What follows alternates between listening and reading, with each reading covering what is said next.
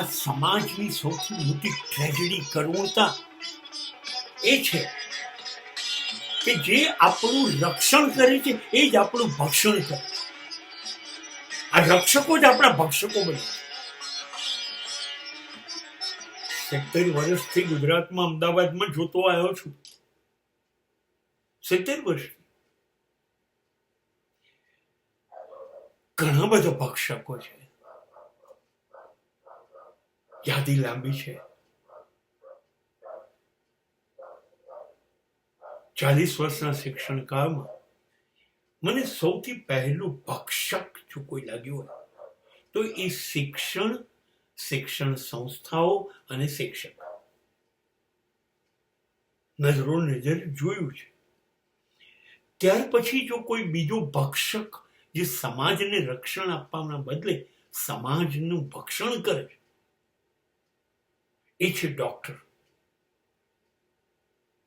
આ લોકોએ ત્રાસ કરી નાખ્યો છે. સમાજને બેફામ લૂંટતા જાય છે. ત્રીજો જો કોઈ વર્ગ છે મારી દ્રષ્ટિએ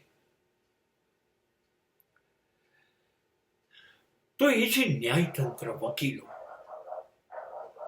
આ લોકો એકબીજા જોડે ભ્રષ્ટાચારની એવી રમત રમીને બેઠા છે કે સામાન્ય માણસને સમજ જ નથી પડતી. ન્યાય માટે બિચારો પહોંચે છે અને લૂંટાઈને હારીને અન્યાયથી પાછો આવે છે. આ ત્રીજા લૂંટારાઓ છે. ચોથા લૂંટારાઓમાં હું રાજકારણીઓને મૂકીશ. એ લોકો કાયદા દ્વારા, નિયમો દ્વારા, રમતો દ્વારા કઈ પણ રીતે પ્રજાને લૂંટવા બિલકુલ તૈયાર છે. રાજીવ ગાંધી જ્યારે પ્રાઇમ મિનિસ્ટર બન્યા ત્યારે પહેલા ઇન્ટરવ્યુમાં એવું બોલ્યા હતા કે હું 100 પૈસા એટલે 1 રૂપિયો પ્રજા માટે આપું છું.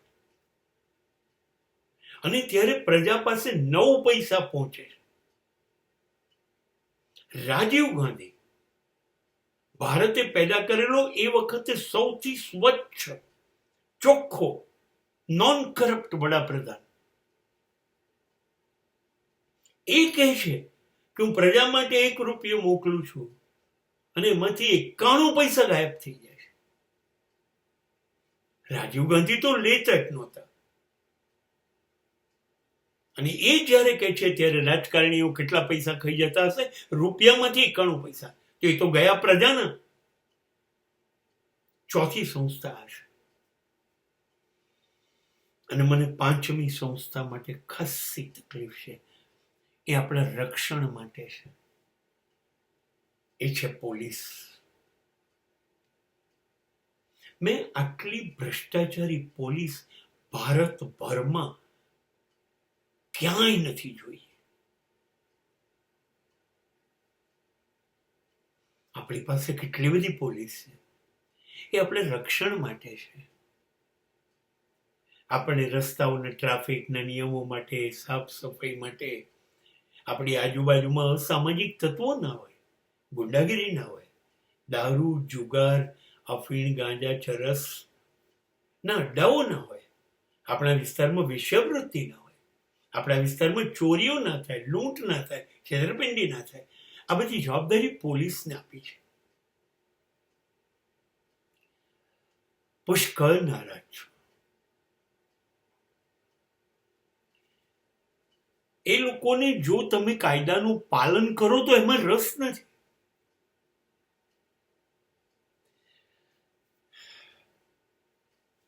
એક મિત્ર દારૂનો અડ્ડો ચલાવે અને એણે દારૂનો અડ્ડો અચાનક ઘરમાં કંઈક થયું, એને બંધ કરી દીધો. એને બંધ કરી દીધો એટલે પોલીસે એને માર્યો અને મારીને અડ્ડો ચાલુ કરાયો. કારણ કે દારૂનો અડ્ડો ચાલુ રહે તો દર અઠવાડિયે એ અડ્ડાનો માલિક 1 લાખ રૂપિયા પોલીસને આપતો હતો. અહીંયા રેડ નહીં પાડવાની. એટલે મહિને 4 લાખ બંધ થઈ ગયા ને.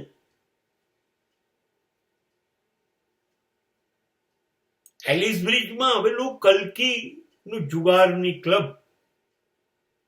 દર મહિને 1 કરોડ રૂપિયા પોલીસ કમિશનરને આપતી હતી.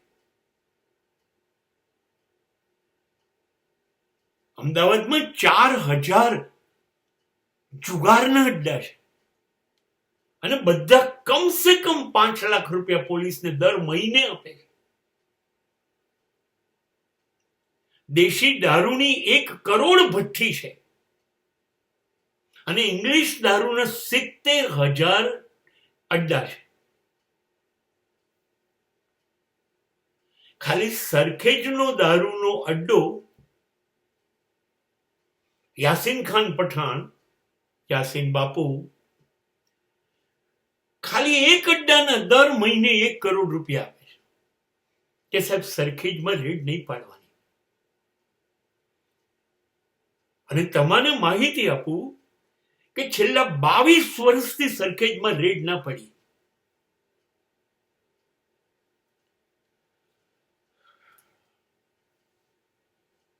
હવે તો સ્થિતિ એ છે કે કેટલા બધા અડ્ડાઓ દારૂ અને જુગારમાં પોલીસ કે છે કે અમારી ભાગીદારી, અમને દર મહિને ના આપતા, અમારો ભાગ, અમારો 30% ભાગ, તમારો નફામાં 70%.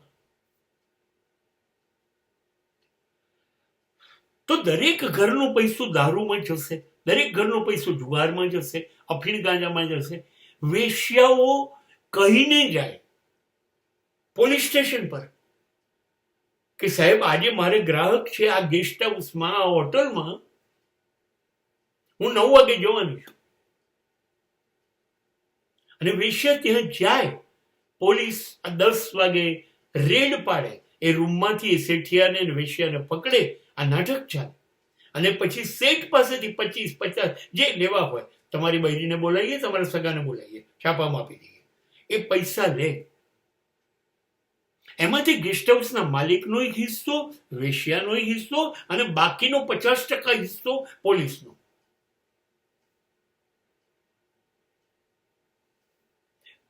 નારોલ, નરોડા ના રિંગ રોડના 400 ગેસ્ટ હાઉસ ઉપર રાત્રે વેશ્યાવૃત્તિ ચાલે છે. બધામાં પોલીસનો ભાગ છે.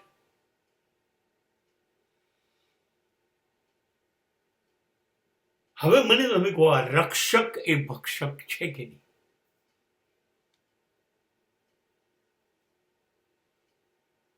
કોઈને ખબર નથી. આ પ્રજાને ભલી ભોલી પ્રજા ભરોસો મૂકે છે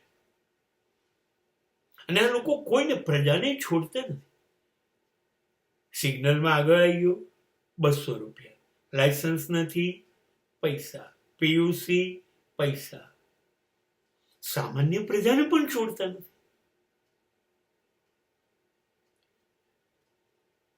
તો જ્યાં આટલું બધું કરપ્શન, આટલું બધું, અને એ ભૂલી જાય છે કે અમે રક્ષણ માટે બેઠા છે. અને let me tell you very frankly, હું નીચેના નાનકડા હવાલદારની ફરિયાદ નથી કરતો. એ તો છે જ અને એ તો કરે જ.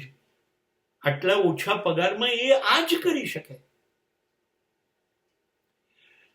પણ PSI, PI, assistant commissioner, ACP, deputy commissioner of police, DCP અને પોલીસ કમિશનર સુધી દર મહિને 150 કરોડ રૂપિયા ખાલી ગુજરાતમાંથી ઉઘરાવવામાં આવે છે.